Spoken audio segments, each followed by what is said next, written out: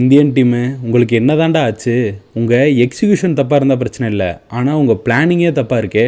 ஐபிஎல்லில் நல்லா பெர்ஃபார்ம் பண்ண சாய் சுதர்சனுக்கு டெஸ்ட்டில் சான்ஸ் கொடுக்குறீங்க. அவருக்கு நல்ல டொமஸ்டிக் ரெக்கார்ட்ஸ் கூட இல்லை. டொமஸ்டிக்கில் நல்ல ரெக்கார்ட்ஸ் வச்சுருக்க அபிமன்யு ஈஸ்வரன் இப்போ பெஞ்சில் கூட இல்லை. ஹோம் கண்டிஷன்ஸில் நல்ல ஆவரேஜ் வச்சுருக்க கருண் நாயருக்கு ஒரு அவே சீரியஸில் சான்ஸ் கொடுத்துட்டு அதில் சுமாராக ஆடின உடனே ஹோம் சீரியஸில் ட்ராப் பண்ணிட்டீங்க.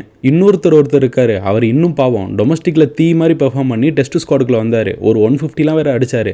ஆனால் அடுத்த சீரியஸே அவரை ஃபிட்னஸ் இல்லைன்னு ட்ராப் பண்ணிட்டீங்க. போன மேட்ச் நம்பர் 3 ஆடின வாஷிங்டன் சுந்தரை இந்த மேட்ச் நம்பர் 8 இறக்குறீங்க. அது மட்டும் இல்லை, டெய்லெண்டர்ஸ் கூட ஓரளவுக்கு பேட்டிங் ஆட தெரிஞ்ச அட்டாக்கிங் பேட்ஸ்மேனான நிதிஷ்குமார் ரெட்டியை நம்பர் 7 இறக்கிட்டு டெய்லெண்டர்ஸ் கூட பேட்டிங்கே ஆட தெரியாத வாஷிங்டன் சுந்தரை நம்பர் 8 இறக்குறீங்க. அது சரி, ஸ்கையோட ஸ்கூப் ஷாட்டை போஸ்ட் போட்டு time to put him in test கிரிக்கெட்னு போஸ்ட் போட்ட உங்கள் கையில் டெஸ்ட் கோச்சிங் கொடுத்தா வேறு என்ன எதிர்பார்க்க முடியும்?